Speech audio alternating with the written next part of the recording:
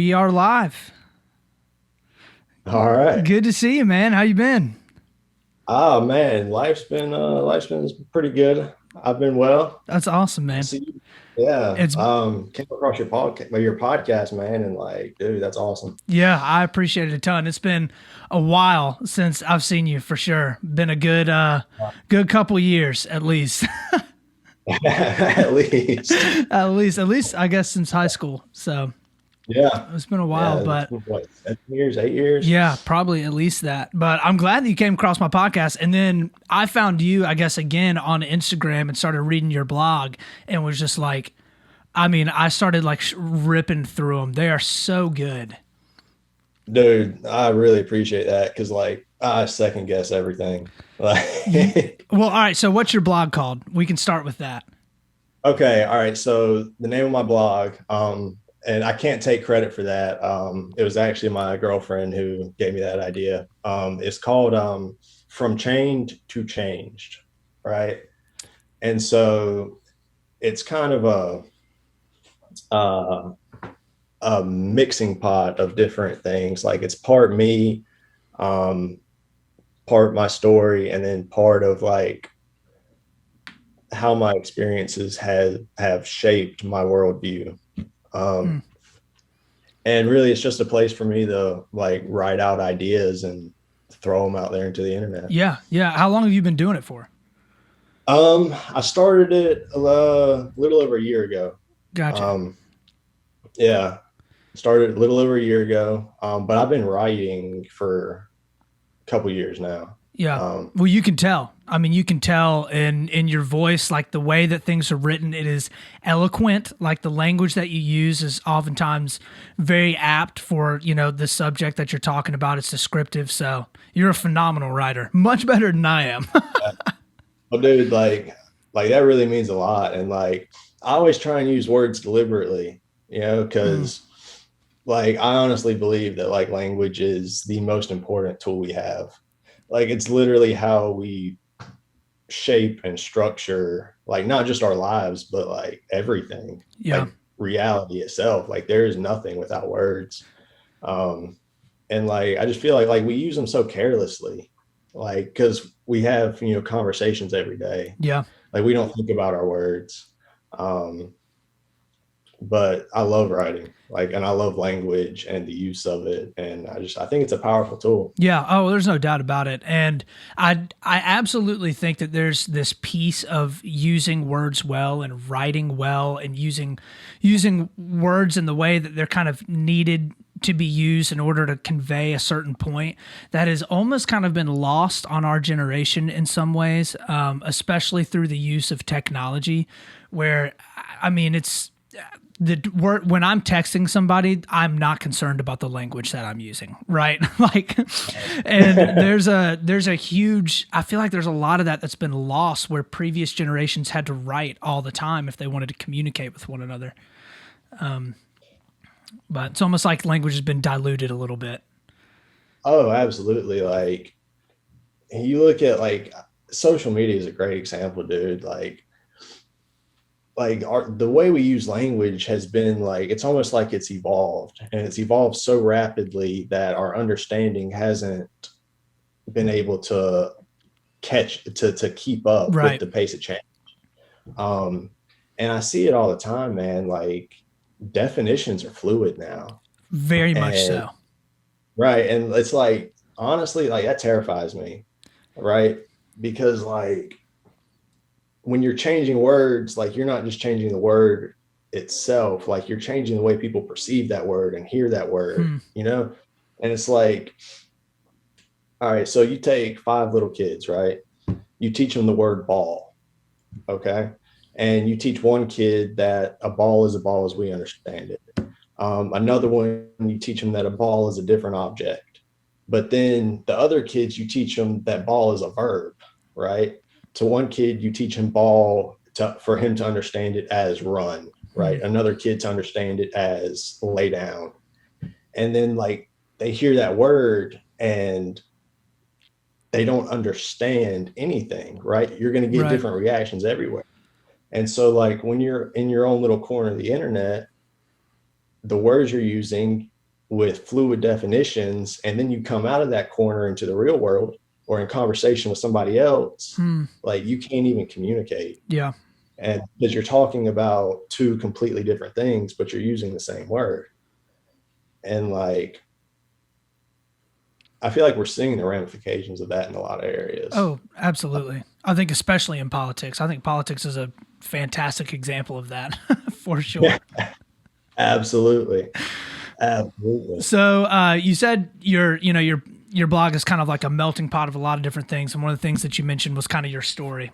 I would Right. love to talk through, I mean, as much as you're willing and able, kind of your story, starting wherever you want to start, and kind of just hashing through some of what that looks like and how that has kind of like influenced a lot of what you're writing now and kind of who you are. Okay, yeah. So I guess we'll start with the hook, right? Um, I am a convicted felon. I did 2.5 years in the South Carolina Department of Corrections. Um, Now the story to how I got to that point, childhood's normal, right? Great childhood. Grew up right here in South Carolina. Good old Palmetto State. Yeah, good old Papa State. And good family life, good upbringing. And so like really like when I think about my story, I think it starts when I was 14. Um, uh, One day after school, got a knock on the door. It was my uncle. Turns out that my little brother had been shot. He was at a friend's house. They got hold of a 22 rifle that had one round in the chamber, and he was 11 years old, and he died, right? And so, like for anybody, that's going to be a life-altering event. Um, I was 14 years old when that happened, which is like the age that you don't want anything crazy to happen, Right. right? Like as far as like psychological development goes, like that's the age you don't want it. So like that happened, and I still don't know the ways in which his loss has affected me, right? Like obviously it has. Like that's one of two defining points in my life. Yep. Like in terms of like, if you ask me like what made me into the person I am today, that's one of two events that shaped me. Um, and like going back to words, like one of the things that has helped me the most is learning to articulate grief, right? Like learning how to put words to the feelings. But we can kind of touch on that later. Yeah. So my brother died. My world 180, like everything that was my life was gone like overnight. And I had no idea how to live with that. And then there was nobody else who could help me learn to live with that. Yeah. Right. Like my parents, they're great parents. They've been there for me throughout my entire life, through everything I've done. Like they have been there. But there is no instruction manual for what to do when one of your children suddenly dies. And so like, not only did they lose a child, but they had another child. So they're trying to deal with their own grief and help me at the same time. Yeah. And it just didn't work. So what happened was I was looking for a way out, right? Like I wanted something to help me not feel the pain that I was feeling. And I found opiates, right? Like I'm not one of those kids that like started out smoking weed and then decided to try other things. Yeah. Like I was literally in school one day. Guy I knew told me he had some Percocet, and I'm like, what's Percocet? He says, listen, man, it'll make you feel good. You can sleep through class. And I'm like, okay, yeah, let me go to sleep, Yeah. Because like that's something I still remember, man. Like just like being in school, I was a freshman in high school, and like I didn't know how to handle that, right? I felt like everyone at all times was looking at me, waiting for me to break. Yeah. Mm, And I knew how close I was to breaking at any given moment. yeah. So I found opiates Yeah. Well, and and I was going to say, sorry, I didn't mean to cut you off. oh So no, for go ahead. those that, I guess for those that don't know that are listening in, so Will and I kind of grew up together. We went to the same high school, same middle school and high school together. And our younger brothers were in the same grade, in the same class together. And I guess I remember all of it so clearly. Absolutely shook our entire community, right? And I will never forget seeing you at school for the first time again. I have a clear memory in my head of you coming in and sitting down at the lunch table, and that description of you saying like, I felt like everyone was looking at me and just waiting for me to break. Like I remember sitting down and looking at you and being like, I have no idea what to say. You know, Yeah. I don't know. I don't know. I was 14 too, and I was like, I don't know what to say to somebody. And, coming home and having a conversation with my brother and my mom and us just sitting around and being like, what do we say? What do we like? How could, I don't know how to help, and, Yeah. it's amazing how that, one event just like it creates, it has such a ripple effect across so many people. And I'm now looking back on it, I would argue in a lot of ways it's had an incredibly positive impact, which I think we can get Oh, into absolutely. later. But yeah, I mean, the idea of, and like, I love that phrase you used of like being able to put words to your grief, like being able to express that, in words that are beneficial, right? That help you to kind of like put some of your feelings out. And then not only that, but, learning how to be able to use words correctly or not say anything at all at the right moments when someone is grieving in an incredible way is so important. Yeah. And I'll make a quick comment on that, right? Like when something terrible happens to someone, like a lot of the times there are no words you can say Mm, that are going to make them feel any different whatsoever, right? Like I'll never forget, man, uh, the night of my brother's visitation, right? Like I thought that was never going to end. mm, Like I've never seen so many people like lined up, just walking through. And dude, I can't tell you the number of people who came through and said something to the effect of God has a plan in this, right, or he's in a better place, and like well-meaning right. comments, right? But to me, like in my 14-year-old mind, like that was the absolute worst thing you could possibly said, Mm, right? Like I would rather have heard, you know what, like life sucks and I'm sorry this happened, right. because that's the truth of it, right? Like sometimes life is terrible, Yeah, right? Like there's going to be tragedy, there's going to be suffering, and sometimes there's nothing that's going to make that okay. right. And that like that's a really hard concept to come to terms with, right? Like we all inherently know that, but I think there's a difference between like understanding it and accepting that sometimes life is going to be brutal. Um, Absolutely.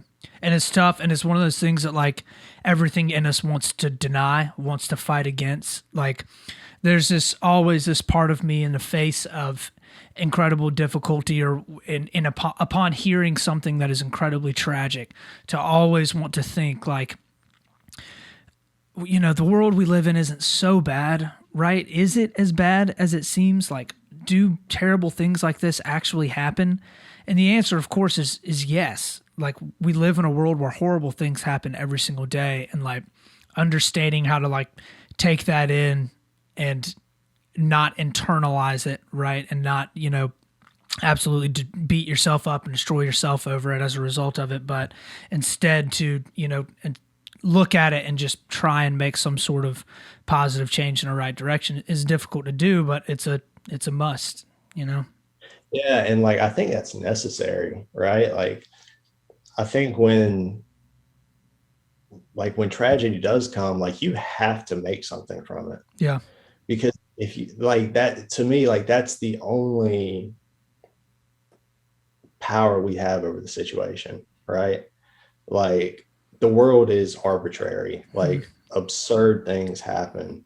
And so like when you can take something terrible and you can use that potential to manifest something good in the world, then like and only then can you bring any sort of meaning to it. Only then can you bring any sort of purpose to it, right? Um, Hmm. because the world is arbitrary Right. and it is absurd. It is. And, That's a and fact. you can't stop that. No, Yeah. you cannot stop it for sure. Yeah. Yeah. So, where were we? I didn't mean to interrupt you. So, Oh, okay. you found, I guess we're at the Okay. place, Oh, yeah. found Percocet. Right. So, yeah. So 14-year-old me is starting a very destructive year-long battle with drug addiction. Um, so, like, once I found opiates, it was over with, right? Like, why was I going to go to therapy and sit there for, hour and a half, 2 hours and feel awful Hmm. and talk about my feelings when I can take a pill and not feel anything? And not only am I not going to feel anything negative, but I'm going to feel like me again, right? Right.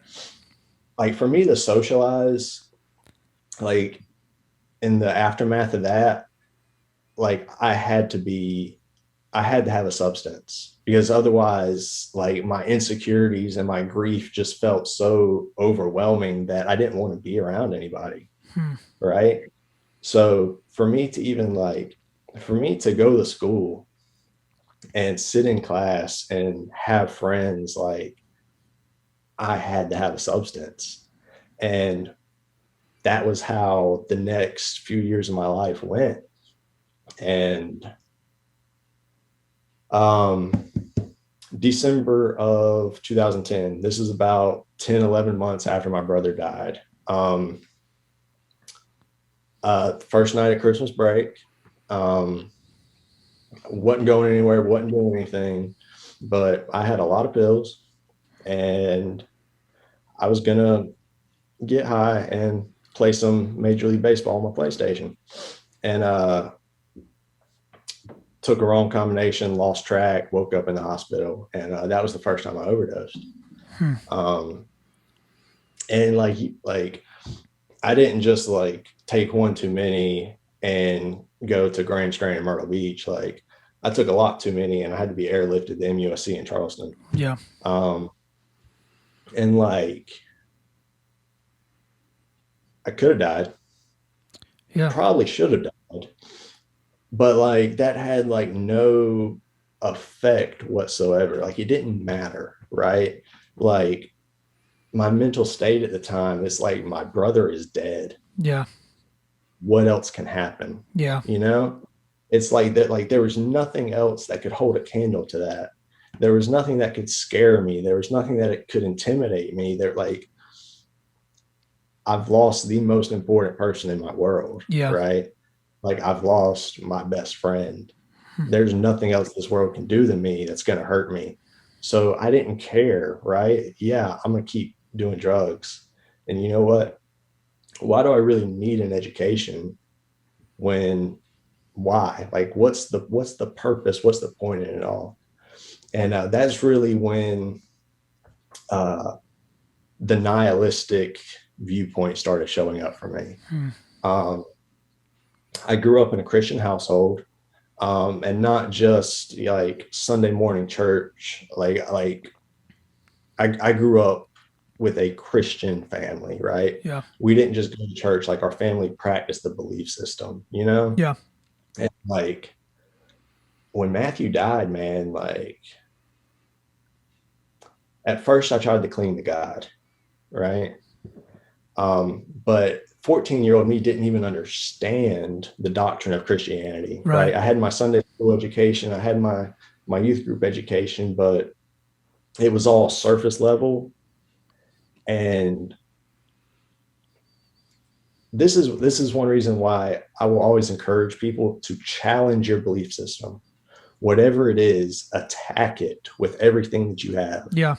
Because if you don't, then it's going to be weak. Yeah.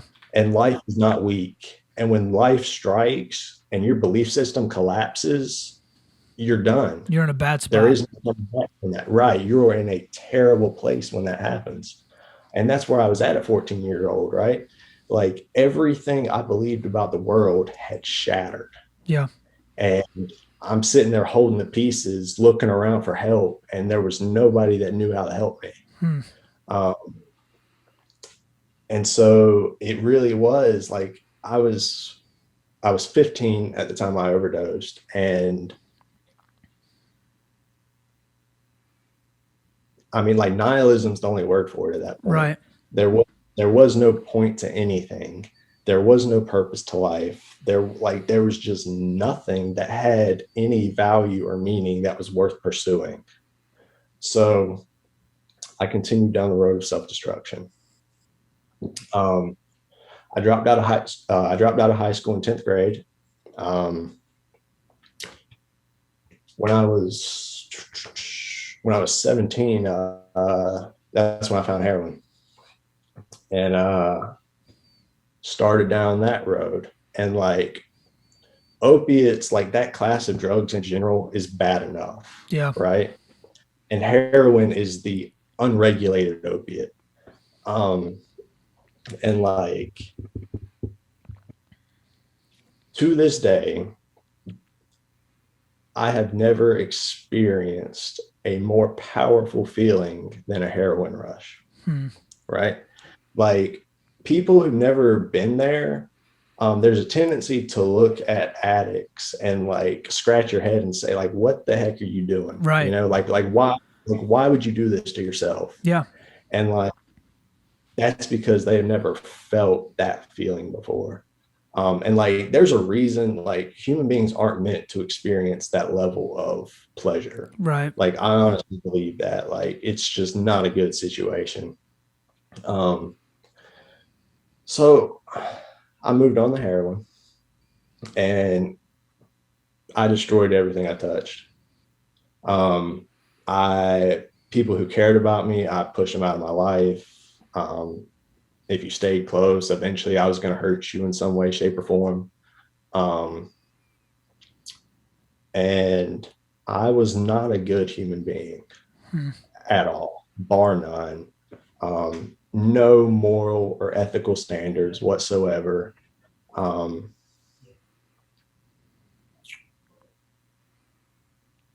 and so it continued. Um, the event that sent me to prison came in the midst of heroin withdrawals. Um, Really good friend of mine was in the same spot I was. We were both heroin addicts.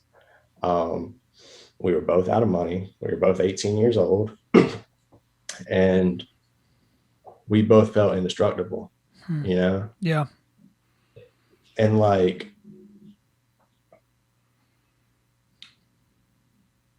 I had made a lot of bad choices, right? Um, this is going to sound weird, but in some sense, I'm, okay, I'm not glad I committed a crime that sent me to prison, Right. right? But it happened, right? Hmm. And since then, the path that choice took me down,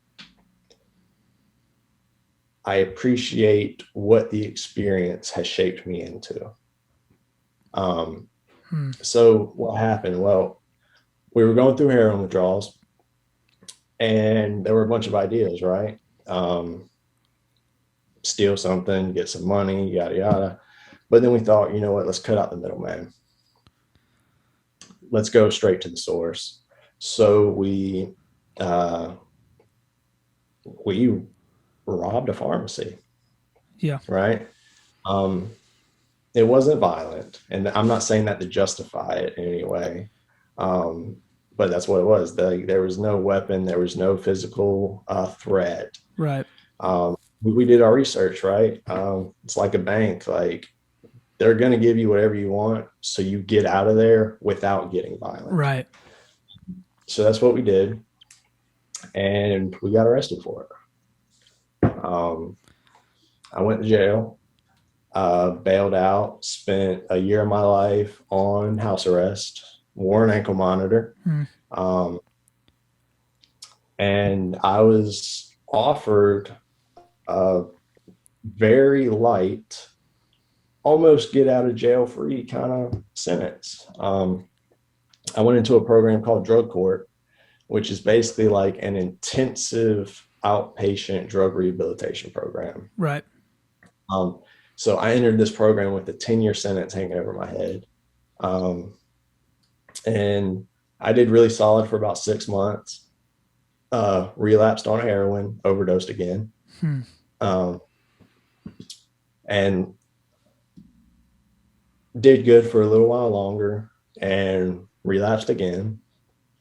Did good for not so long this time, relapsed a third time, and they terminated my drug court, and I was sent to the South Carolina Department of Corrections to serve a 10-year sentence for strong arm robbery. I was 21 years old, and earlier I said, there's two events in my life that I feel have defined me more than any other. The first being the death of my brother, and the second is the time that I spent in prison. Hmm. Um, so in SCDC, right? Everybody first, you go to Kirkland. It's in Columbia, and it's like a general. It's called R&E, reception and evaluation. They run your blood. They do your TB test, and basically they make sure you don't have a deadly contagious disease. Right. They evaluate your mental state, or what passes for mental evaluation. Right. Um, and they determine your custody level. I was 21, and so I went to the dorm for 18 to 25-year-old inmates, who were serving straight time, not the YOA inmates. And What is YOA? You say YOA? okay, so yeah, YOA is Youthful Offenders Act, and basically it's for that same age range. Mm-hmm. So like if you're 18 to 25, you're young and stupid, you commit a crime, you can get a YOA sentence, which basically is a sentence that, because you're young, they're gonna put you in prison for 6 months, let you out on parole for 3 years. Gotcha. Okay. Because sometimes young people do stupid things. Right. Right. And the difference here is, like, the YOAs have petty crimes, right? You might have a third-degree burglary, car theft, things like Mm-hmm. that. But I went to the dorm with 18-year-old kids who were doing 60 years for murder. Right. And Hmm. I grew up in white middle-class America. Right. I had no idea what I was walking into. Like, literally no idea. Prison is wild, man. Yeah. Like, it is absolutely insane. Um, What do you and what do you mean by that? When you say it's wild or when you say it's insane, like what is it, just the overall like feeling of it, or is it the stuff that happens? Like what? I don't know. I mean, literally everything about it, right? Right. Like the way it personally feels, the way it runs, like what it does to you. Like, there is no logical sense to our prison system. Um, so one of the things that, like, has stuck with me, um, is you go to the SCDC, they give you an inmate number. Right. All right. My SCDC number is 368851. Right. And that's not just your number, like, that's your identity. Hmm. When you stand up for roll call count, the officer walks by your cell. He doesn't ask you your name. He asks you your number. Right. Right. Um, You go anywhere for anything, they're not asking you your name, they're asking you your number. Um, and I don't know what shocked me the most, right, in that initial experience. Um, there's two things I would point to. One would be the violence Hmm. that is within our prison system. And with that, I don't even mean the frequency, but the intensity, Yeah. right? Like I'd been in fistfights, right? Like in school and stuff. Right. Um, a high school fist fight and a penitentiary fight are not the same thing. Like I had never witnessed with my own eyes the intensity of the violence that I saw in SCDC. And like that's something that sticks with you. That's Yeah. not something that you just leave behind you. Um, and the first incident like that really got to me, it was a gang initiation, right? Hmm. Um, and gangs rule the South Carolina Department of Corrections. Um, and I know in one of my blogs I wrote, and it's a very true sentence that the law in prison is the law of gang hierarchy. Right. Like whatever yard you go to, whatever dorm you go to, your experience there is going to be dependent upon which gang has a certain level of control on that yard. Hmm. Um, so I was R&E, we were locked down 24 hours a day. We got out 3 times a day to walk to the cafeteria to eat. And so that's when everything happened. Yeah. In the 5 minutes to and from, that is when everything happened. Um, so we were going to breakfast one morning because early morning's the best time for things to go down because most officers are still in the briefing room. Um, Hmm. so cells pop, officer walks downstairs, and this kid, man, he was 19 years old, and he had decided that he wanted to be a gangster disciple. So 7 of his future brothers took him out of his cell and they beat him for, I can't remember what it is for G's. It's some stupid number like 77 seconds Hmm. or 74 seconds. That's what it is, 74 seconds. Um, and they beat this boy, right? And I'm not talking punched him a few times, pushing him around. I'm talking they've got this kid on the ground, like heel stomping, like his face, dude. Like, mm. Yeah. And then what got me was that happened, right? And it's crazy. And I was just stunned, man. Yeah. Like to How, I mean, walk how down the can you stairs, not be?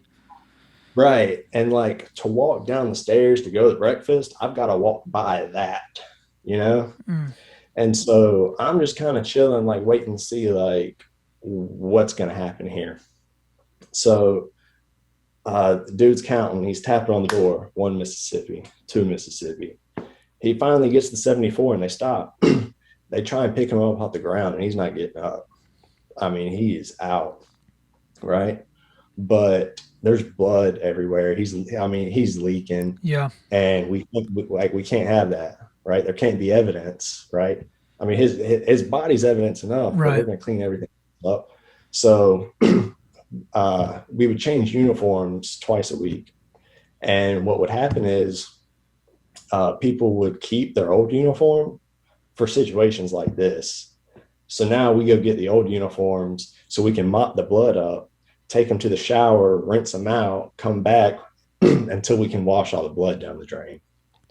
And this is done not scatteredly, not off the wall. This is done with purpose and Right. with Very coordinated. right.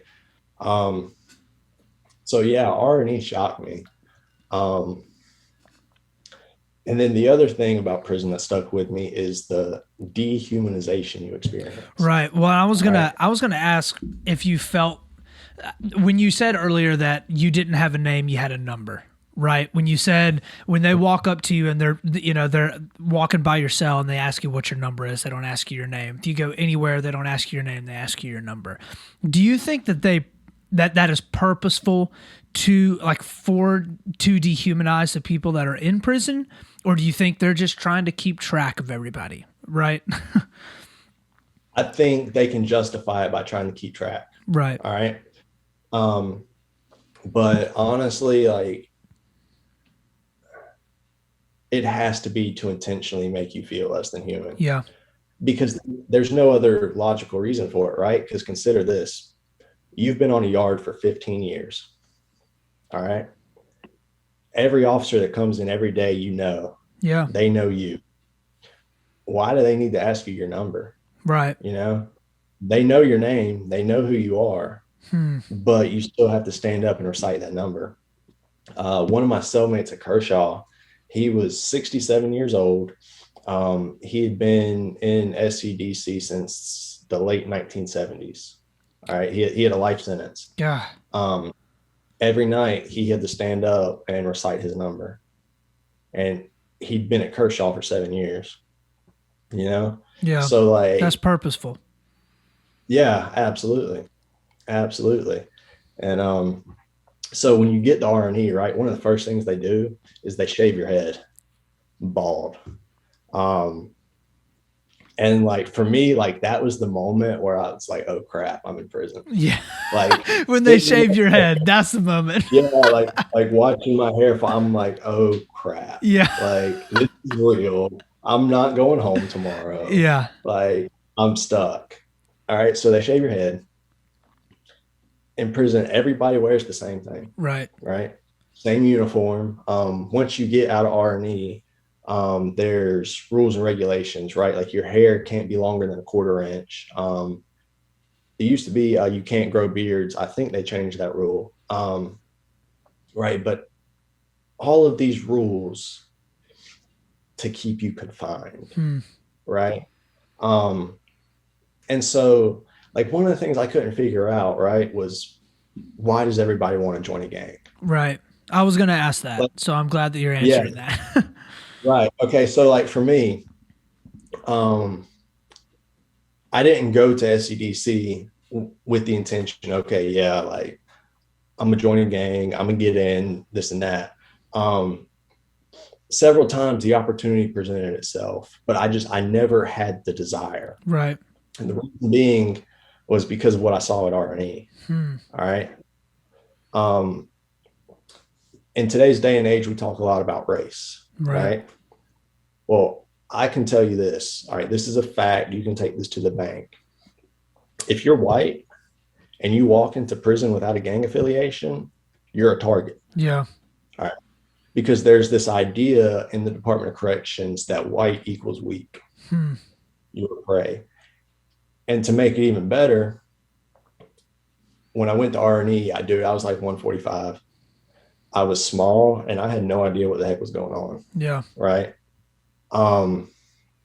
And I looked around and I saw other people like me who it took one time, right? They'd get robbed one time, they'd get jumped one time, and then it's like, okay, yeah, I need to join a gang. Yeah. And so I was looking at it like, okay, you're weak, bro. Yeah. Like, and so that was what turned me off of it. But I've spent a lot of time trying to figure out, like, what is it, right? Because it's not just for protection. Right. I think at the core of gang activity, especially in prison, is people looking for an identity, right? Because when you go to prison, you are stripped of the identity that you had walking in there. Right. You're taken away from your hometown. You're taken away from your friends and your family. Like, everything about your life is gone. And you step into a place where you wear a tan uniform, green Crocs, and you have to walk around with your ID badge that has your number on it. It has your name on it too, but nobody cares about that. Right. Right. And then your activity is very limited, right? What can you do? Well, you can play cards, you can watch TV. there's not much to do there. So who are you? You know? Yeah. And walking around by yourself, you're nobody, right? But if I'm walking around, if I'm a sergeant for the gangster disciples, if I'm a shot caller, I have status, Right. right? I have people reporting to me, you know. I can say, hey, you know what? When this boy comes back, you're going to go take his canteen, Hmm. and it's going to happen. And so, like, more than it, like to me, like that's what makes the most sense Right. is people looking for something to belong to, so that they know who they are. Yeah. Hmm.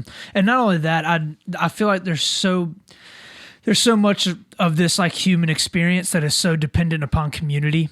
Like we are just meant as human beings to be in and with community, right? Not even necessarily Right. people that are like us, just people that we can communicate with, people that we can talk to, that we can feel like we get along with, and that hopefully can know us, right? And we all want to be known deeply. And I think that there's this idea, and you know, that, you know, especially if you're in a place where none of that is offered at all, right? Like you're stripped of everything that you have. I feel like my number one desire would be to get with people that I felt like had my back and I had theirs. And like these earlier, you said like when they were initiating that guy, it was like these were his future brothers, right? Yeah. And like there's nothing to me. There really is nothing in this world, I think, as strong as the connection that a brother has with a brother. And I don't mean that as like sisters don't have strong connection, right? But just in Right. the sense of like siblings, like when you're looking to give words to the strongest relationship that you have, you describe it as a brother. Yeah. Right. So for me, like the sibling relationship, like your sibling is the only, well, you might have multiple, right? But your sibling is that person who grew up with an almost identical experience to yours, Right. right? There is nobody in this world who can understand you and your life more than your sibling. Right. So, yeah, like undoubtedly, that is a powerful bond. That is a powerful draw. And like, in a sense, like, yeah, like that's what people are looking for, Yeah. right? When you Absolutely. have nothing. Um, and it's like there's so many different like factors and twists and turns. But all right, so when I look at what I learned from observing gang activity Mm. in prison, right? Um, I'll say this.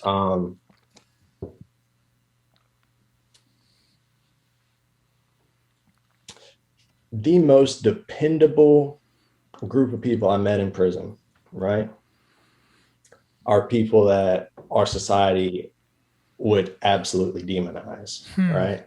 Interesting. Um, so I got the Kershaw, right?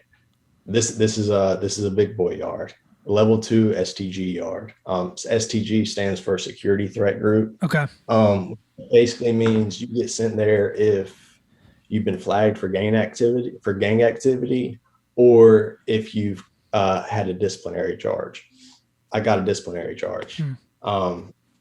So I go to Kershaw, and my first week at Kershaw, I'm a 21-year-old white kid, never been to prison, and everybody knows that. Right. Everybody knows that.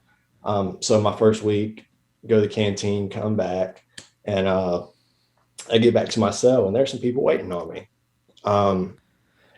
And long story short, they got the bag. I got beat, but I didn't just let them take it. You know what I'm Right. saying? At this time, I'm still about 145, but it's like I still had enough self-respect to at least fight for what was Swing mine. back. Right. Yeah. But listen, when you got 4 dudes in there that have been doing time, like Yeah. you're not going to keep them. Like I don't care who you are. No. So that caught the attention of some other guys. The Aryan Brotherhood, right? White supremacists, neo-Nazis. Right. Like I said, like from the outside, looking in, like in our society, yeah, we're going to demonize that. We're going to hate that. But here's the truth. right? If you're a white guy in prison, you want to be on friendly terms with the Aryan Brotherhood, Hmm. right? Because when somebody comes to take what's yours, or when somebody comes like wanting to mess with you, nobody in the prison system is going to look out for you Right. except for the Aryan Brotherhood. And it's the same ideology with just a different dress up, Right. you know? Right. Um, and like, so I wanted to understand it, you know what I'm saying? Like, and so a few of these guys, like I had conversations, like trying to understand, like, why do you hold a racial prejudice? Right. You know, because like that is not how I was raised. That's not how I grew up. And Right. it never made sense to me. And the truth is they don't, Hmm. right? Like I watch those guys break bread with other races, you know, like I watch those guys carry on friendships with other races. And it's another situation where they wanted an identity, Hmm. right? They wanted something to belong to. They wanted something to be a part of that was bigger than themselves so that they could bring some form of meaning into their life. Right. And prison, that's what everybody's trying to do, right? Like, like the Bloods, okay? Bloods, no white members, no affiliation with white people, right? Right. Dude, one of my best friends in prison was a Blood. You know what I'm saying? Right. Like, it's just this like absurd, like we have nothing, so we have to create rules for us to live by, right? We Right. have to create things that can separate us and give us an identity. Yeah. Um, and like that's to say nothing of what could be, right? Like one thing that I thought about my entire time in prison was like, what if we tore down all of these different ideological constructs, right? Right. Like, what if we annihilated the Bloods belief system and the Gangster Disciples belief system and the Aryan Brotherhood's belief system? And what if we acknowledge that we are all in the same situation? Hmm. We are all on the same team here, right? Right. And the reason SCDC doesn't stop gang activity is because they know what could potentially happen if they do, Hmm. right? If we're fighting amongst ourselves, we're not going to turn and look at SCDC and challenge them, Right. right? Their job is to control the gang violence, to prevent riots from happening, Right. right? But if there is no gang violence, if there are no riots happening, right, then when we're locked in a cell for 3 months straight, getting out twice a week, 15 minutes for showers and phone calls, if we're all in the same team in that situation, it's not going to fly. Right. But if we're using those 15 minutes to go try and steal a cell phone from this dude down here, or if we're using those 15 minutes to go stab this guy over here because we sent him $500 on PayPal and he didn't give us what we paid for, Hmm. then we're not looking at the system demanding change, Right. right? And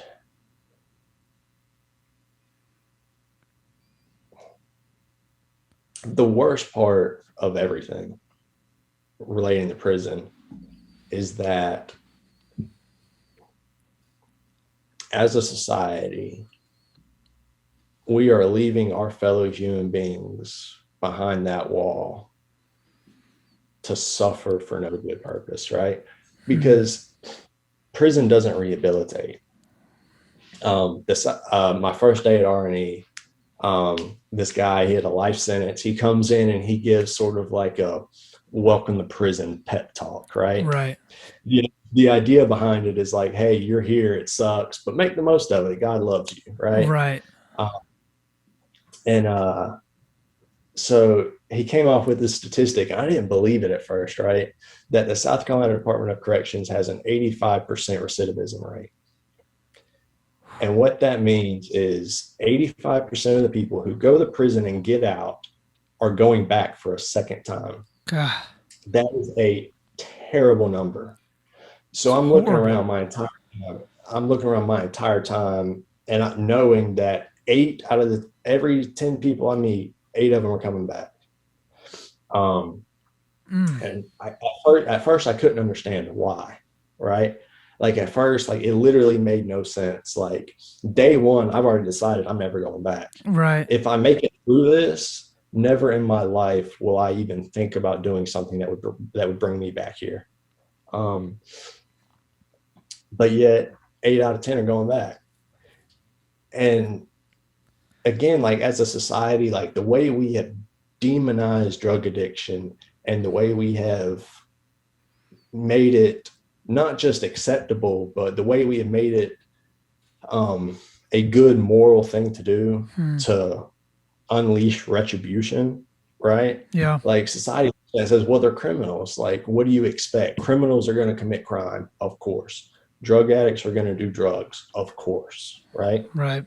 But the thing is, like, nobody's born a criminal, Yeah. you know, like nobody's born a drug addict. And I would argue that you take any human being on the face of this earth, there is a set of circumstances that will lead them to prison. Yeah. Like, I don't care who you are, there's the potentiality for life to hit you in such a way that your life spirals to a point where, yes, you can end up in the penitentiary, right? And like, this is something that, like, I think history testifies to that fact, man. Right. That's, you look at the atrocities of history and it's like, they weren't different from us, right?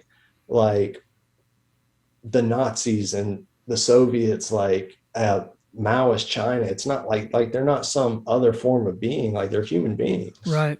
And that potentiality is inherent within every single one of us. Right. And like, I think it's a moral failing on the part of society to not recognize that. Because there is no chance for rehabilitation, right? And okay, here's what I mean for that. Do you in SCD, when you say no chance for rehabilitation, do you mean specifically in prison?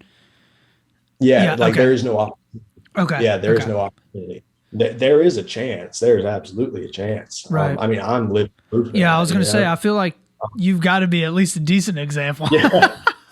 Yeah. Yeah. So SCDC has a drug treatment program called ATU, like addiction treatment something. Okay. And it's held on a certain yard. I tried to get into that, right? Like I went to the right people, and it took me months to even get a response from anybody. So finally, one of the I can't even remember what they called them, man. Basically like your case manager. And she told me straight up, like, you're not getting in. And I'm like, okay, why? Like, I came here because I have a drug addiction. And she's like, well, no, to get there, you have to be sentenced to it. And it's so backlogged that even people who are sentenced to it aren't getting in before they're released. And that's one program. Like, that's the only drug addiction program offered in SCDC. God. And even it's a joke, right? Like, I met people who've been through it and it's a joke. Like, Yeah. but that's all they have. And so it was like me, like, I was trying to find rehabilitation and I couldn't. Like, I was looking for it and it wasn't there. It's unbelievable. And yeah. And so what happened was pretty much I decided, okay, well, if I am going to find some form of rehabilitation, like, I have to do it myself. And so once I finally adapted to prison life, right? Like, once I came to a place where I knew the rules, where I knew how to carry myself, where I had asserted myself to the point where I can go to the canteen and come back without having to worry about somebody trying to rob me. Right. Like that's when I went to work on myself. Like my first 6 months in prison were tumultuous. Like Hmm. it was chaos. I was in a bad place, right? Um, my first 6 months in prison, like I thought about suicide a lot. Um, the only reason I didn't try it was because I didn't have a method that I thought had a high enough probability rate for me to risk it, right? Huh. God. Like I knew if I tried it and failed, my life was gonna suck the rest of my time, right? I Right. would be in locked up in a cell by myself, bare minimum of food a day. And I didn't want to do that. Um, but I was in a really bad place. Um, and finally I realized there was no help, you know. Um, Nobody was responding to the SOS. Like I was on my own. Um, so I started reading. Like I've always read. Like as from the time I learned to read, I've been a book nerd. Um, and so that's what I did. Yeah, well, I was gonna Like say I don't mean to interrupt you, but I was gonna say I mean you've always been extremely smart, but earlier when before you said that you and your friend went and decided to rob the pharmacy that you robbed, you said y'all did your research, and I was like I was like honestly that. I obviously I know you and your friend, so I was like, yeah, that sounds exactly like y'all would be the criminals that did your research. You just would be. I've oh, been thinking about that because that was just funny. yeah, But uh, and just like that was something. Guys I met in prison, like when I told that story, like pretty much the same response. Wait, y'all, what? yo, what? You read into Yeah, it? yeah, I was like, listen, man, yeah, you can find the pharmacist manual online where they learn how to respond to a robbery. That's unbelievable. Oh, crazy, That's man. yeah. I was just gonna say if there was anybody I would know that'd be like, yeah, I did my research. That's funny. But anyway, sorry. Go on. You started to Oh, read. yeah. So like I was looking at it, it's like, okay, so like what are the tools I need to get out of here and never come back, right? And first and foremost, I knew that I had to conquer my addiction, right? Right. Because I knew if I got out and went back to heroin, I was done, right?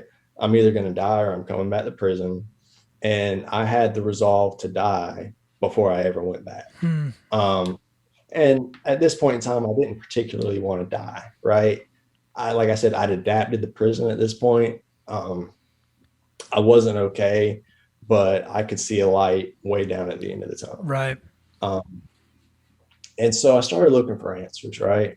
Um, Started in the Bible, like that's what I grew up with. That's what I was founded on. Um, Prison is not the place to look for God, Hmm. right? Like I saw people in prison who clung to God, like with all they had. Um, I saw authentic faith in prison, and I also saw jailhouse faith, right? Like I saw people who would walk around with their Bibles, but you have a conversation with them, and all right, this dude's coming back, right? Hmm. Like it's not there, it's not genuine. Um,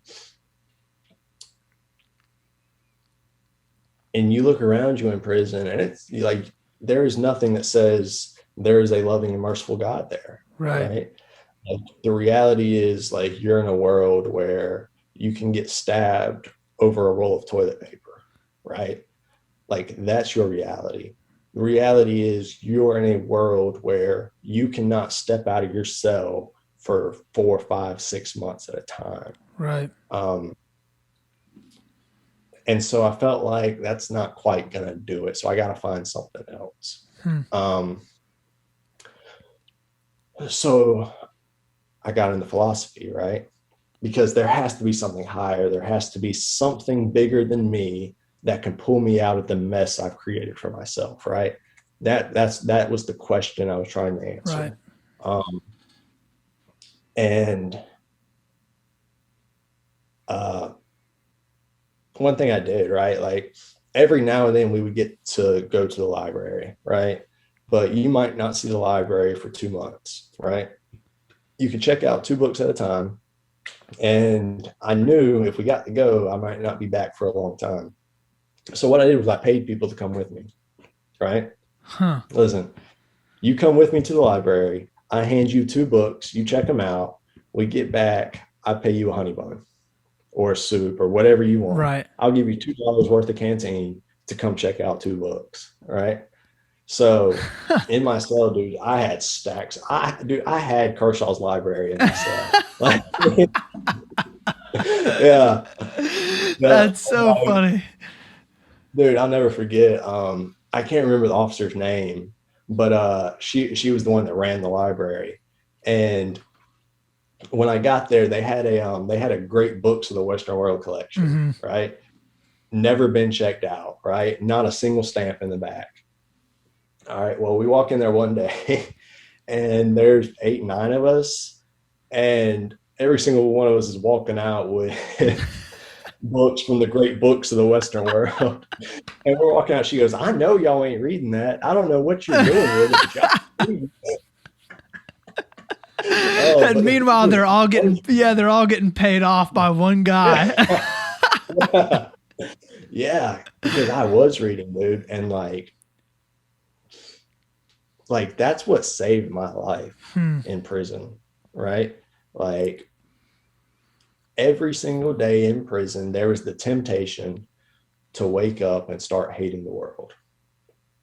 Every single day, there's the temptation to wake up and take revenge on the world for what had happened to me.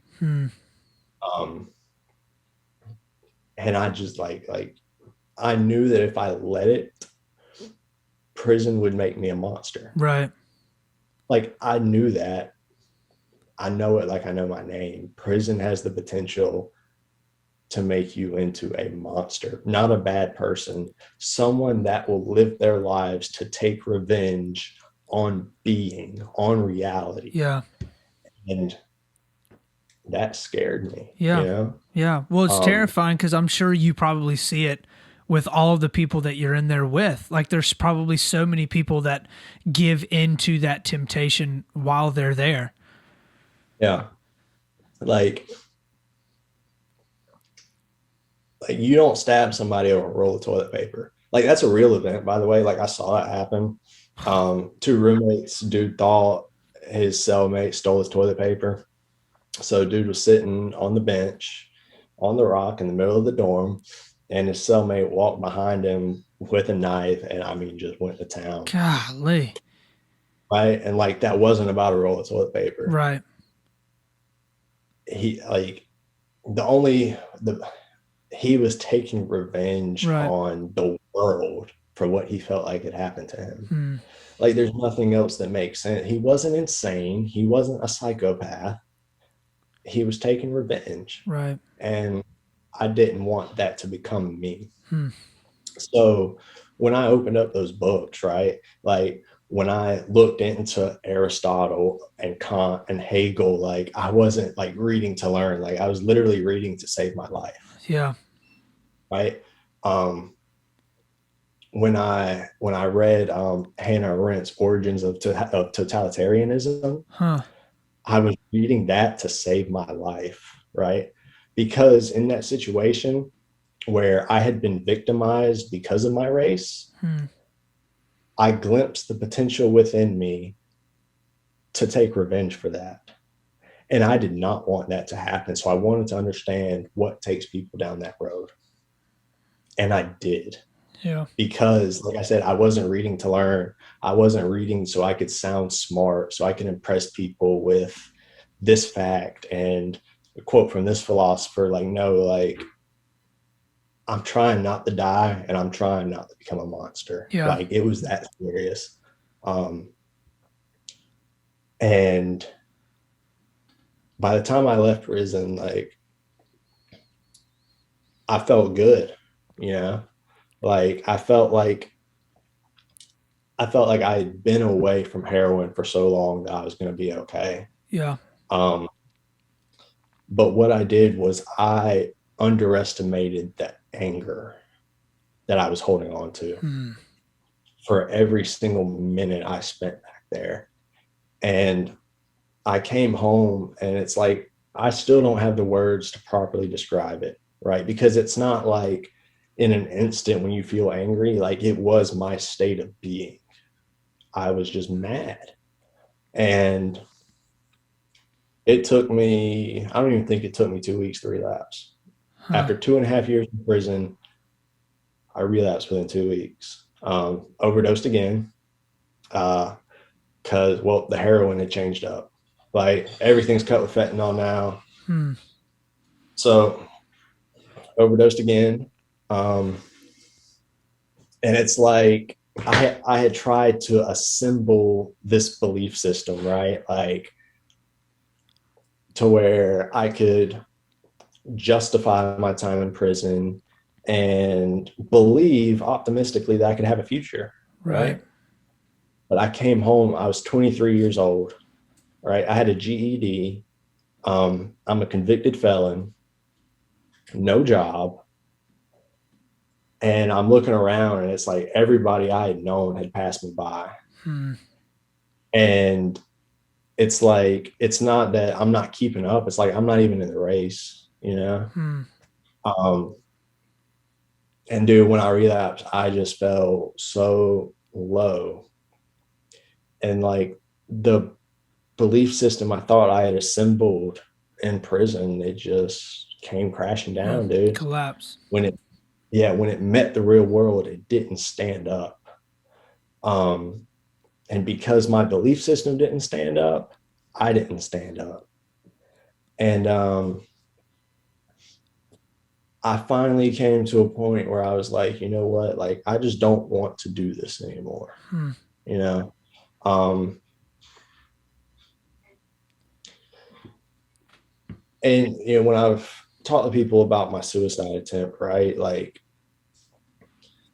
I try and explain it with this like distinguishing sentence, right?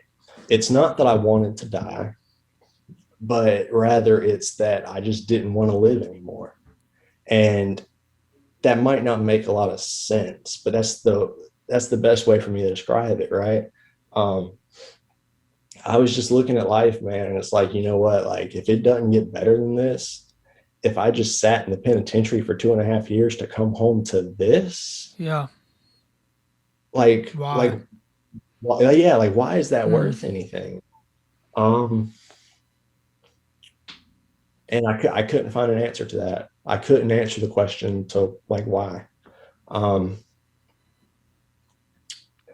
so I wrote a letter to my parents, and I put a gram of heroin in my body, in what was supposed to be the last day of my life. Um, and now that I think about it, that's the third defining moment of my life Hmm. because I didn't die. Um,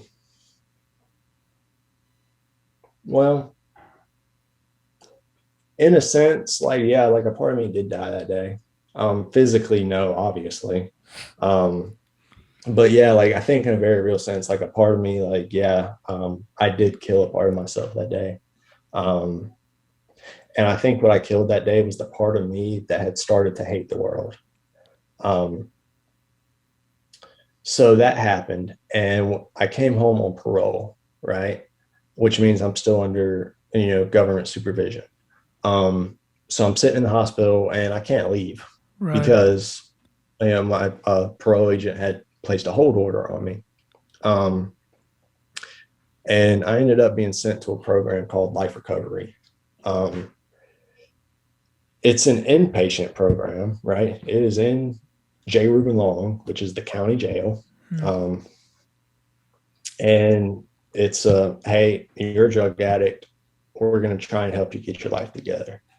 And I was mad, right? Like I just done 2.5 years. I hadn't even been out 30 days, man. 2.5 years, hadn't been out 30 days, and I was going back to jail, Hmm. right? I hadn't committed a new crime, but I violated my parole by, doing drugs Right. and trying to kill myself. But because of the intent behind it, they didn't want to send me back to prison. Um, so I ended up in life recovery. And I went into life recovery like optimistic, like nothing else has worked. So why not? Right. Right. And one thing I knew at this point in my life was that I could not save myself. Hmm. Um, I did not have the power within me to cope with my grief, to to put my addiction behind me, and to step up and face the world, right? Like I couldn't do it. I had tried everything, right? Um, so it was like, you know what? Maybe there's something here. Hmm. Um, and two things during this time in my life are what saved me, right? Um, or let me phrase that a little differently. Two things during this time are what led me to the point where I could be saved. All right. Um, one was the program itself, right? There's nothing special about it. It's going to be whatever you make of it, like you go in there just trying to, get through, you'll get through. But if you go in there and you try and like use the tools presented, like you can actually do something. But it was that, and it was the time I had. Because one thing about J, it was peaceful, Hmm. right? Which I feel like It is was the peaceful. polar opposite of your experience in prison, right? Yeah. And that was a big adjustment too. Huh. Like I went into life recovery, like I was stepping on the yard, and they told me like the other guys in there, they told me like, listen, like you can't act like that in here. Like they will send you back to prison. Man. Yeah. And so like it was like a hold on, like, okay. Um, so I had the time. I was still reading. I started writing. And what I started writing was I started writing with the intent of writing about myself from a third person perspective, right? Hmm. Like I was trying to think like, okay, what would Sigmund Freud say about this decision I made, And just trying to analyze it and come at it from different angles to figure out what was going on. Um, and so like the life recovery program, it is grounded in the principles of Alcoholics Anonymous, right? A 12-step program. Hmm. That's what life recovery is going to teach you. Um, Is it faith based? Is it like behind any type of Christian faith? okay, so they play a funny game with that in recovery, right? Because a lot of people are turned off to religion and the idea Hmm. of God. Hmm. So the AA program, yeah, it is grounded in faith-based principles, Right. um, but they don't ever explicitly use the word God or Christianity, Okay. Okay. right? That They makes use sense. the term, right? They use the term higher power, Okay. right? And they play it off as like your dog could be your higher power, like if you're depressed and drinking every morning and you have a dog to take care of, right? Your dog's the reason you get out of bed, right? So you can feed it and take it out. And that's kind Gotcha. of the Okay. right.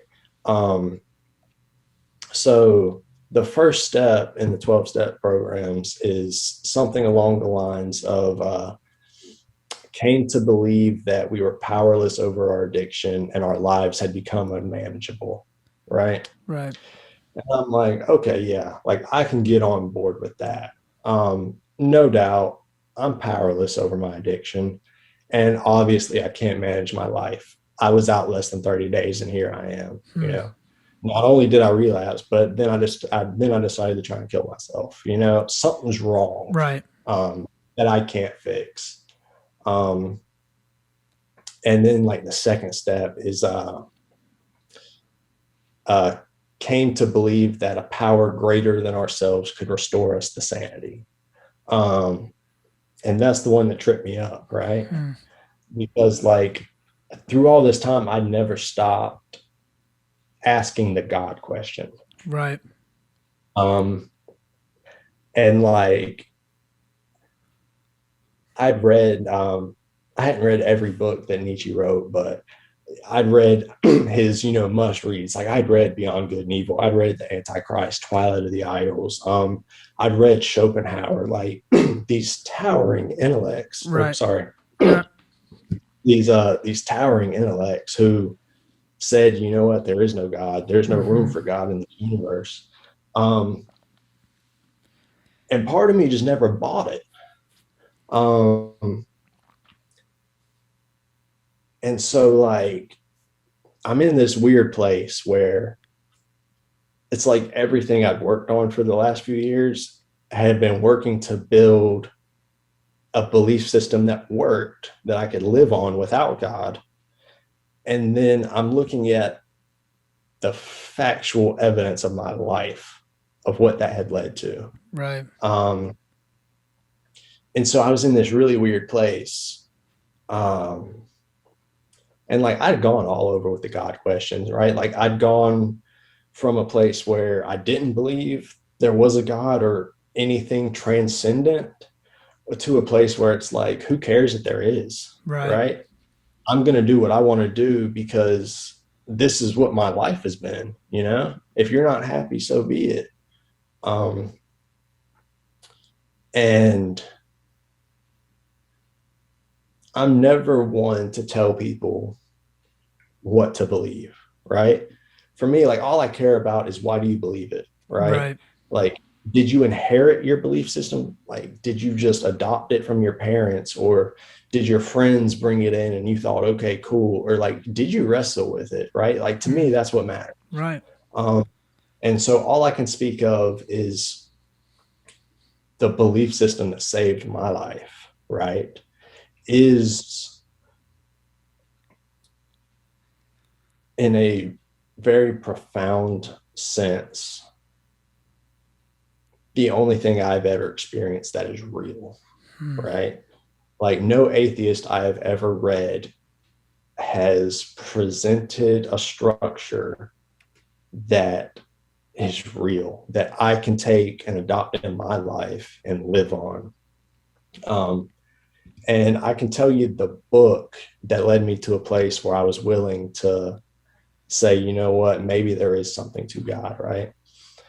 If you know anything about philosophy, Martin Heidegger was not a Christian, No. right? No, he was not. Martin, right? Like Martin Heidegger, like this dude, like hardcore atheist, right? He's up there with Nietzsche and Schopenhauer, and Right. like he wrote a book called Being in Time, um, and in life recovery. Um, I thought, why not? I wanted a challenge, right? I wanted something that I could put my mind towards, something that would occupy my time and my thought process. So I went with Heidegger, right? I'd read about him, but I had never read Mm-hmm. him. So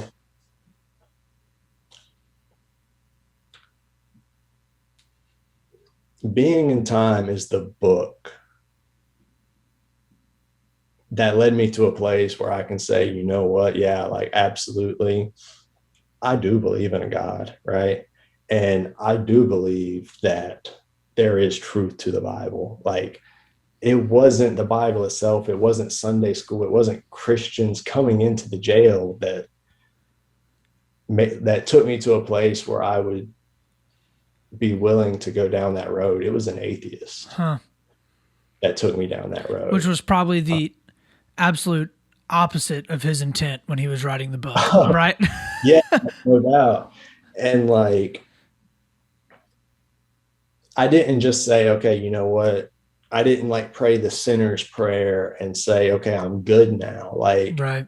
because cheap faith, like, isn't going to work with me. Like, I think way too much. Like, I am way too analytical to Hmm. just take something at face value. Um, and like I said, like, I can't ever tell anybody what to believe. All I know is what my reality is. And this is the belief system that has me sitting here right now today, you Right. know? Um, like my time in life recovery, I spent wrestling with God, you know. Um, I had always underestimated the Bible, right? It was a book I grew up with, a book I heard preached every Sunday. It was arbitrary, and it was full of, cool mythical stories like, Noah and the ark and this and Right. that. But like I never took it seriously. Hmm. Um, but then like I started looking at it like, okay, like this book's been around for over 2,000 years, right? This book is in a very real sense like shaped Western culture, Oh yeah. you know, Yeah. like maybe there's something to it, like maybe there's some wisdom in here. Maybe there's something in here that I don't know. Um, and like I said, like that's the belief system that saved my life. Hmm. And that's the belief system that has me in a place where I can honestly say that I am happy and that I enjoy being alive for the first time since 2010. Right. Hmm.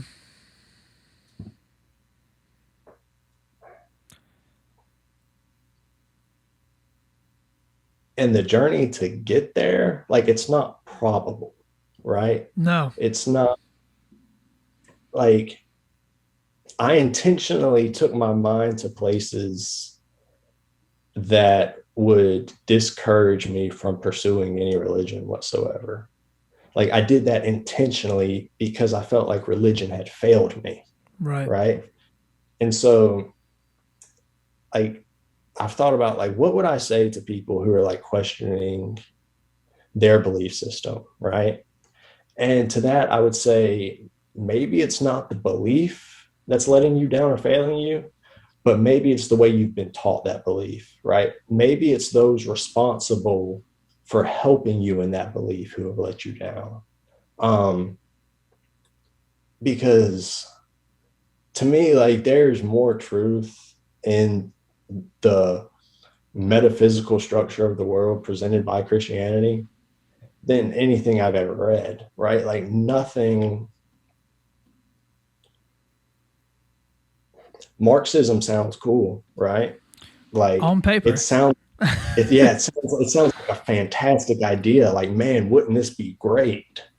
But it doesn't have the motive force Hmm. to bring people to act in a manner that will manifest that ideal on Right. earth. Right. It lacks something. It does.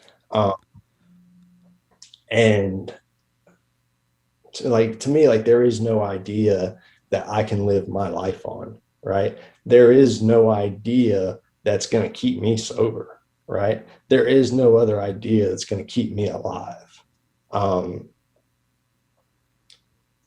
and so like the journey to get to that point was hell, Yeah. right? It was absolute hell. And I'm glad it was, right? Because one thing I've learned is that like there is profound value in suffering, Hmm. right? Like as human beings, we don't like suffering. We don't like when things make us uncomfortable. If something makes us feel bad, we want it to stop as soon as possible, right? Right. We chase pleasure. Like that's why we take the Instagram photos. That's why we hit the retweet button. Yep. Like we want that dopamine hit. Yep. But that doesn't forge your character, right? Mm-mm. Like that doesn't help you structure yourself to face reality. But suffering does. Like when you undergo hardship and trials, like you learn who you are in the most profound sense possible. Um, like I'll tell you this, I always suspected that I was a coward, right? Um, like I always thought that deep down I would get into a situation where I would turn around and run away from it. When I was at Kershaw, long story short, a gang member stole my TV, right? Went in my room when I was in the shower, walked out with my TV. Um, Somebody saw it happen, came and told me. I knew who it was. I approached him about it. He gave it back, right? So it's all good. But that's not how it works in prison, you know? Like, he went into my room without me in there, you know, Right. like that's a cardinal sin. And if I let that go, I'm giving permission to anyone to do that, because Right. there's no consequence, right? So I confronted him about it, and he's a gang member. So the situation was like, okay, you can get your round with him, you can get your fight in him, but it's on our terms. Mm-hmm. And I stepped into a cell with 8 gangster disciples standing in it. And I stepped in knowing what was about to happen. Right.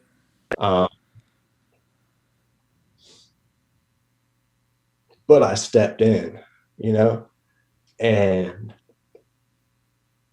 physically, that's the most pain I've ever been in my life. Right. But like, that choice in that moment, like, I never have to question whether or not I had the courage to meet a given situation ever again. Right. Right. Because there was a situation where I knew it was going to happen, but I didn't know how bad it was going to get. And I stepped in anyway. And like, prison itself, right? The suffering and the isolation, like, I know exactly who I am. I know the good that I am capable of producing, right? Just through everyday thought and action. And like, it's the suffering I've been through that has produced that. Right. And like, we live in a world that doesn't want to suffer, and understandably so. But I wonder, like, what are we missing by that? Like, I feel like we're deprived of privation. And like, I feel like you look around and you see that, you know.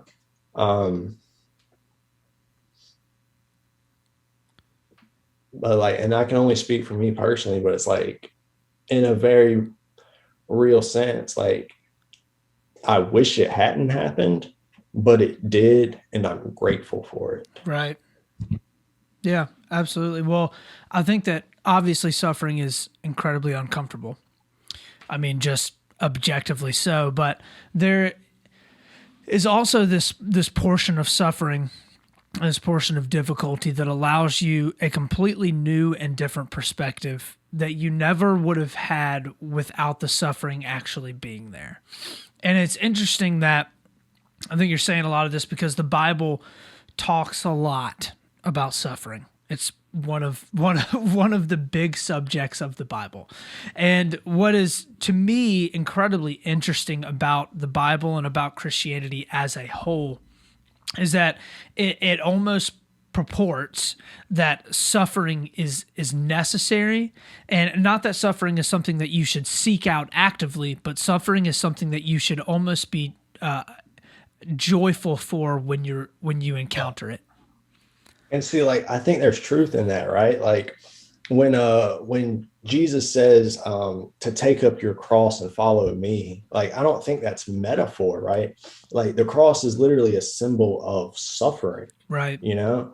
And so, like, you don't go looking for it, but when it comes, you shoulder it, you embrace it, and you meet it head on, and you power through it. And what happens is you experience a level of being that you weren't before. Right. Like, it's a crucible. Like, what is that? Fire purifies, you know? And so when you go through the fire, you come out a purer, stronger, better version of who you are before that. Yeah. And like you said, it's a theme everywhere in the Bible.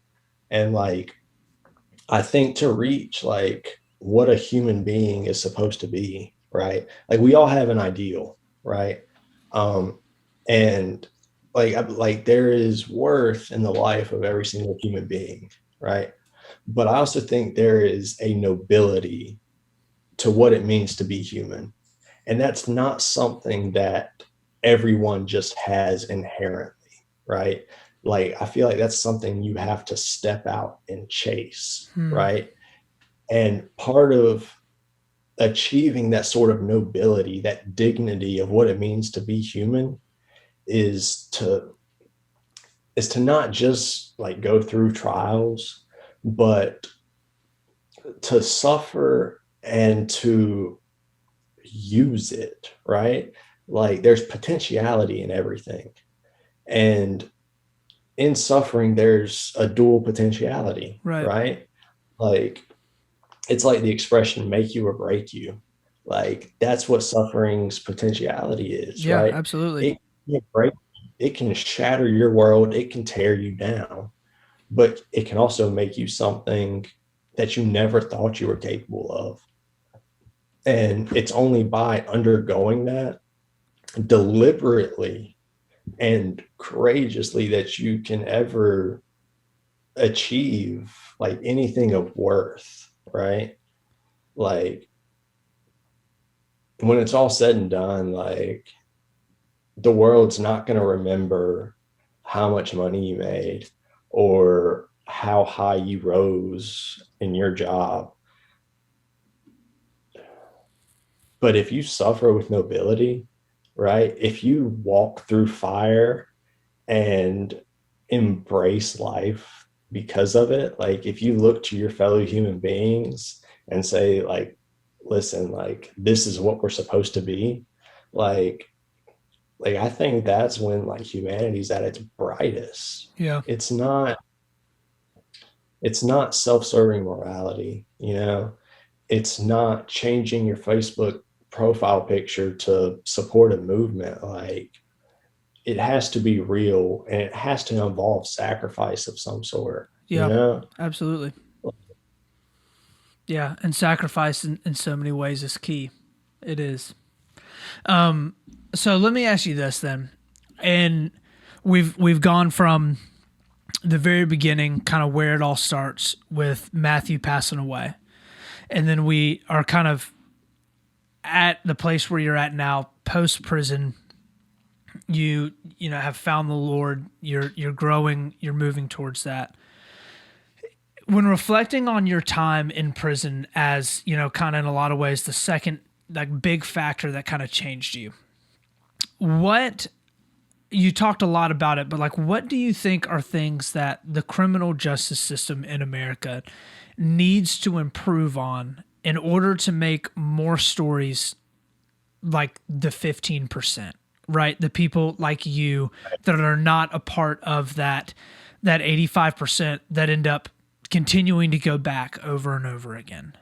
Yeah. Um, well, okay. I think first and foremost, there has to be a, a change within our society at large before anything positive can happen, right? Because even if you get out of prison, right, to do the right thing, you're in a world that you're less than, right? Yeah. Like I don't consider like I don't feel like I'm a citizen, right? I can't vote. On the back of my driver's license, there's three letters, right? CVO, convicted violent offender. Hmm. Um, if I need to go fill out a job application, there's going to be a box that says, "Have you been convicted of a felony?" Right? Um, our society looks at criminals as less than citizens.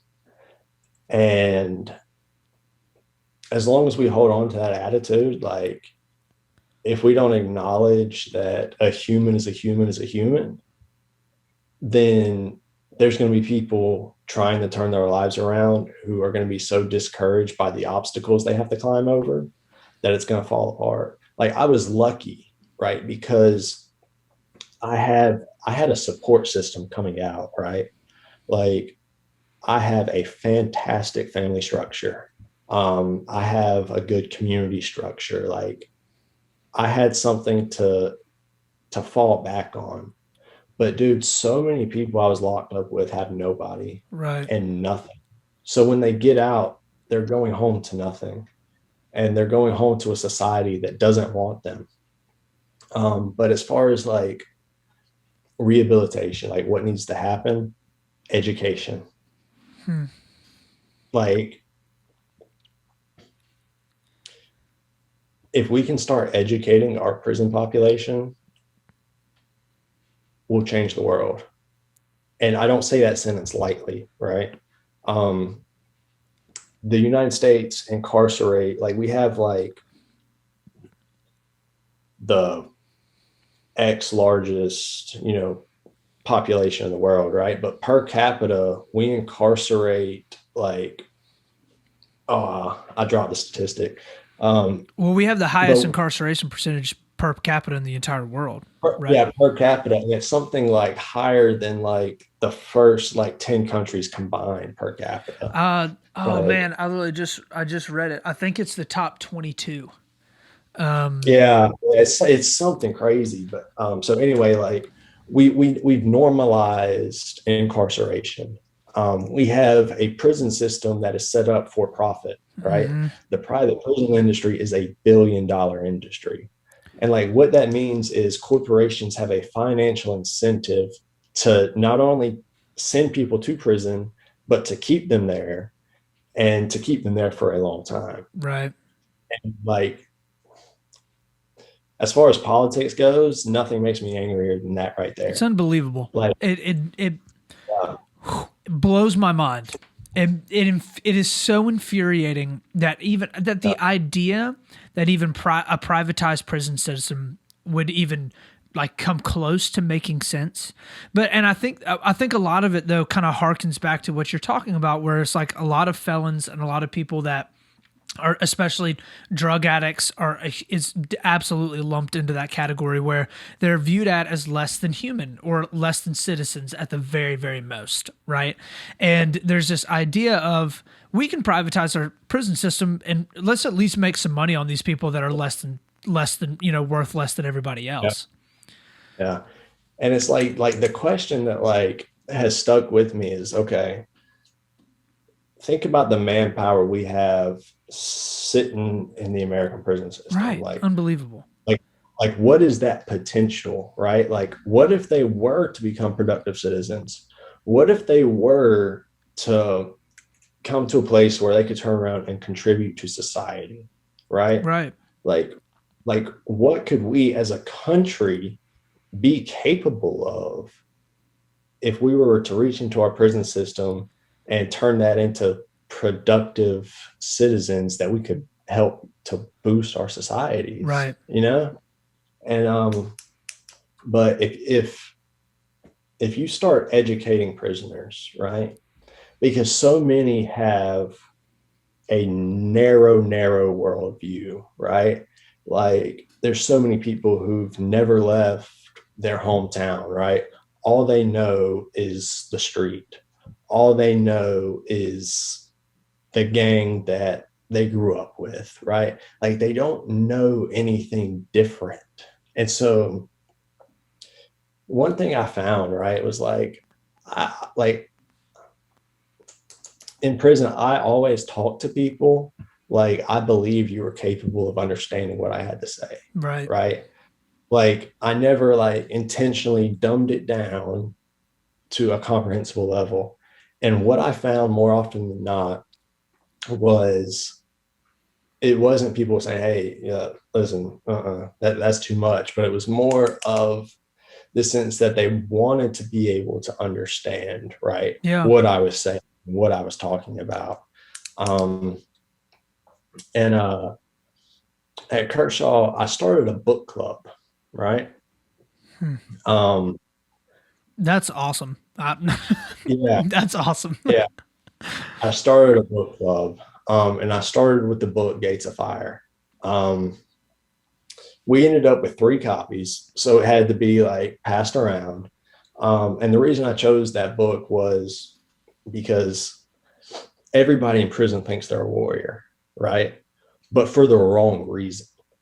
And in this book, Gates of Fire, it's a historical, it's fiction, but it's a historicalized fiction account of the Spartans at Thermopylae.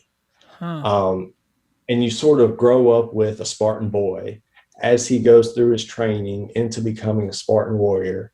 And it culminates at the Battle of Thermopylae, where the 300 Spartans died to the Right. man facing the Persians, right?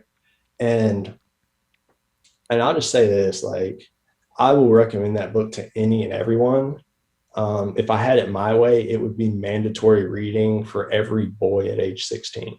Huh. Um, like there's so much to draw on from that book. Yeah. And so what I did was I basically tried to teach, right, the idea of the warrior ethos to a positive purpose, right? Like, and so like we go through, like everybody reads at a different pace. Some people are just there for the class, right? They're just there to be a part of the conversation. They haven't gotten to read the book yet. Um, and like it's anybody can be violent, right? Hmm. Anybody can be dangerous, but it takes a certain strength and ability of character to be what I would consider constructively dangerous, right? And what I mean by that is like,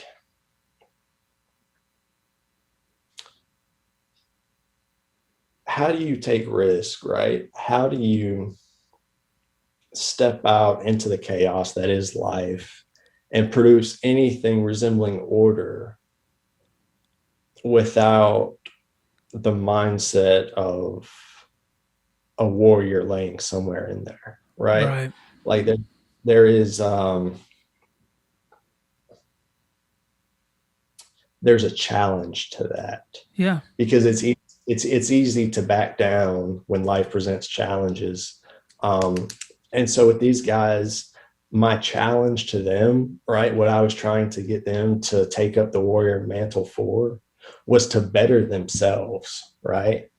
And I approached it with the idea of, listen, like it's easy for you to sit here and get high every day, right?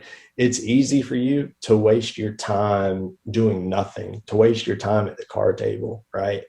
And so I'm like, listen, like those of you that are here, like what you're doing now, like this is hard, right? Because what I'm asking you to do is I'm asking you to like reckon with you, you know? And like for people like that, like what could be scarier, you know? Yeah. Um, like when you've done horrible things and you know you've done horrible things, like to come to terms with that, to face that, that's hard. Um, but what's even harder is for them to accept the idea that they are capable of good. Hmm. Um, that is an idea that it is hard for them to grasp because their entire life they've been marginalized, right? They were the kid in school that got sent to the principal's office. They were the kid who got sent to alternative school. They were the kid who got kicked out of school and went to juvie, you know? Yeah. And so like they've never had any sense that they were capable of anything good. Um, and so I was trying to figure out, okay, how do I get them to buy into that? And the best idea I came up with was presented as a fight, right? Presented as something that they are going to have to step up and conquer, that they are going to have to face head on, because that they know how to do. Yeah. And dude, I'll tell you, like I'm out of prison, right? But like my heart's still behind the fence with those boys Hmm. because I've seen the potential sitting back there. Um, listen, I had book like in SCDC, you can have books sent to you, right? And so like I would get books sent in, I'd read them 4, 5, 6 times, highlight the crap out of them, write in the margins, whatever.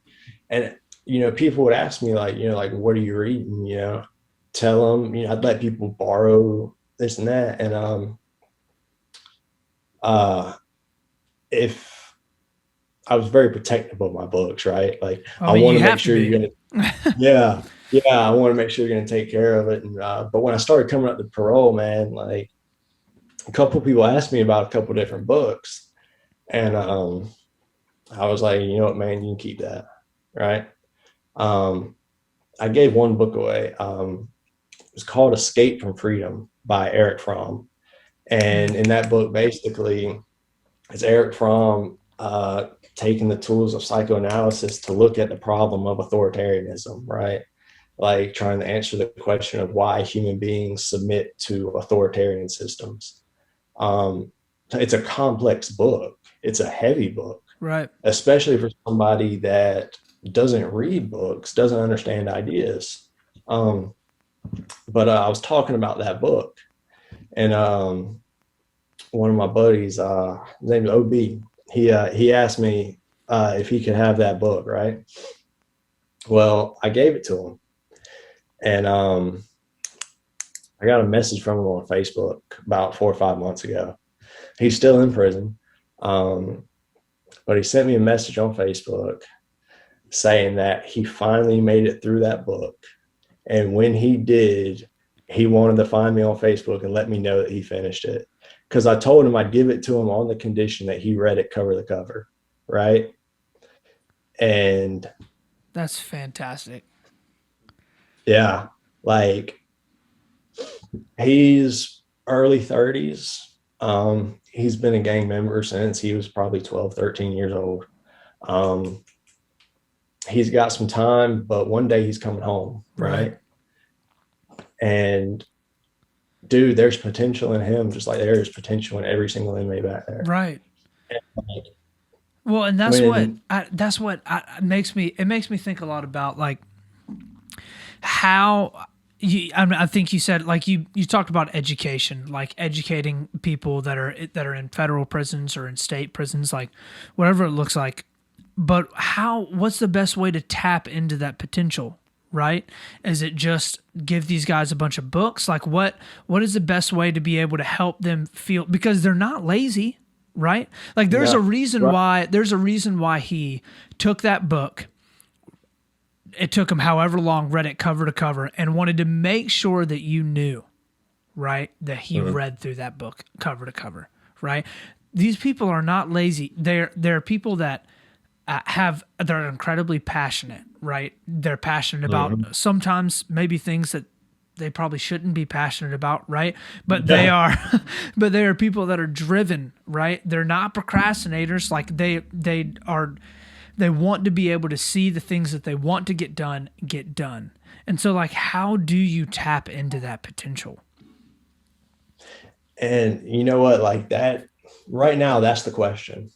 Right. Um, and I don't think there's a good answer to that. I have ideas, but I don't have a program to lay out and say Yeah. this is how you rehabilitate prisoners. Right. Um, I know that I know that first you have to convince them, one, that they're capable of it, and two, that they have a life that's worth it, Hmm. right? Because that is such a huge obstacle. Is guys, I can't tell you how many conversations I had that went down to the effect of like, why would I do this when I'm just going to be a felon when I get out, right? I'm going to Right. go work some minimum wage job flipping burgers at McDonald's. Like, what kind of life am I going to have? Like, why am I going to work so hard back here when that's what's waiting on me out there? Right. Um, and like something to consider, man. It's like I look at, okay, well, what incentive does society have to change that situation? Um, 95% of prisoners are getting out one day, right? That means 95% of the people sitting in our prison systems right now are coming back into our society one day. Right. Who do you want coming back, right? Do you want the guy who spent years of his life gang banging, fighting, doing drugs, doing illegal activity? Or do you want the guy who spent his time becoming convinced that he has a life worth living, that he has something to contribute to society that is positive and constructive, Mm. you know? Yeah. And That's a like with fantastic that, point. yeah, and like with that mindset, like that's how we answer the question of how, right? I think it's going to take a collective effort to figure out what needs to be done in order to institute a rehabilitation system that works. We Yeah. need ideas from every side. We need opinions and perspectives that we don't have because our society doesn't believe it's a conversation worth having, Right. you know? Right. Um, but I know first and foremost, you have to convince them that they themselves are worth it, because they don't believe it. Hmm. They see themselves the same way society sees them. They see themselves as criminal, drug addict, gangbangers, and Right. that's it. Right. Um, And that's a horrible place to be. Right. I mean, yeah, how can you uh, possibly feel like you can come back and be a productive member of society when you feel yeah, like society cares nothing for you? yeah. That's like I spent my time in prison trying to make myself into a productive member of society. And I came home and it was instantly like, oh crap, like I'm not even a human being. Hmm. Um, and it was like me with my support system, I collapsed hard and fast. Right. But like, if you don't have that, like, what are you gonna do? Yeah. Like, Brutal. they're It's yeah, brutal. So, how are your parents? I haven't had the opportunity to oh, ask you. How are Chip and yeah, Melissa? They're amazing people. For those that are still listening right now, amazing people. yeah. No, they're doing really well. My dad turns 50 in May, and are making a trip to the Grand Canyon this fall. Hey Um, yo. yeah, so like my dad's getting on an airplane for the first time, which if you know my dad, like that's hilarious. Yep. Um, yeah, Me and Matthew are sitting here laughing.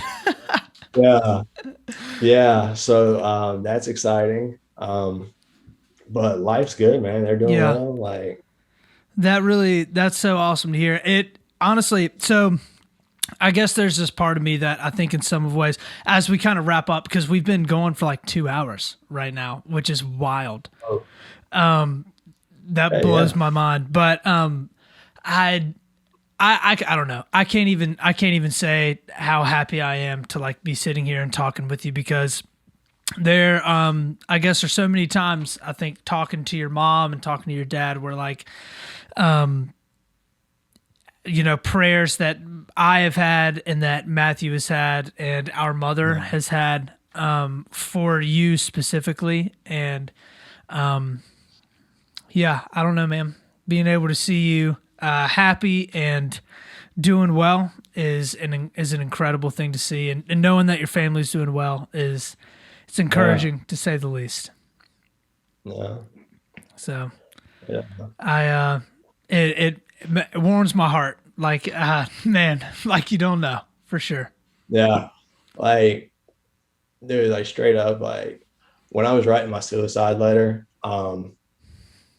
this moment right here, like I couldn't see that. Yeah, You know what I'm saying? Like the potential for me to be where I'm at today, to be happy, to be healthy, to be whole, to be drug free, to be productive, like that didn't exist, man. yeah, Um, and like, if you ask me, like what brought me to this point, um, it begins and ends with faith. yeah, Like that's it. That's what it all comes down to. You know, do with that what you will, but for me, like that's my truth. hmm. And every other truth I've tried has shattered like glass. And I enjoy life and I look forward to seeing what life has to offer. Um, I'm okay with my feelings and my emotions, and I don't need to escape that. Um, and it's been a crazy trip.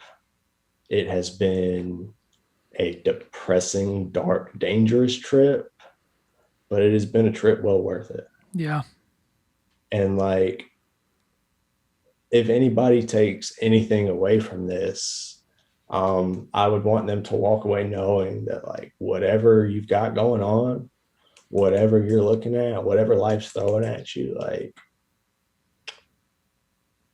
there is a way up. Like, there is a way for you to bring the good back into life. Like, being itself, like, is arbitrary, and it can be cruel and harsh, but it can also be the most beautiful, precious thing we have as human beings. Absolutely. Yeah. If you work towards that, if you adhere to that, like, it will manifest itself. Absolutely. That's awesome. That's a great word for sure. So I think that's probably a good place to end it. What you think? Yeah. Yeah, man. I just want to say, like, dude, thank you for the opportunity. Like, this has been fun. 100%, man. I'm so happy to have you on. And this will not be the last time for sure. Oh, definitely. We'll definitely have you on again, without a doubt. This was a ton of fun. I feel like most of the time, as talkative as I am, I always end up sitting and just talking and talking and talking. And that's most of my podcasts throughout the week. And this time I was like, I didn't even want to say a word. Like, you just carried it. It was so much fun to just sit here and listen to you talk, man. Yeah, dude, I enjoyed it. Appreciate the opportunity. Yeah, absolutely. You, man. Absolutely. Well, I appreciate it, Tom, man. We'll definitely be in touch again here soon. All right. All right. Thank you for listening to Split the Difference podcast, written, recorded, and hosted by Austin Taylor. If you're interested in getting in touch with me on Instagram, you can find me at Split the Difference Podcast. I'm on Facebook and YouTube at Split the Difference, and on my website at splitthedifference.com. Production for the intro and outro music done by Rosewood Records Recording Studio. If you're interested in booking or learning more about them, you can reach them on Facebook or Instagram at Rosewood Records SC, or on their website, www.rosewoodrecordssc.com.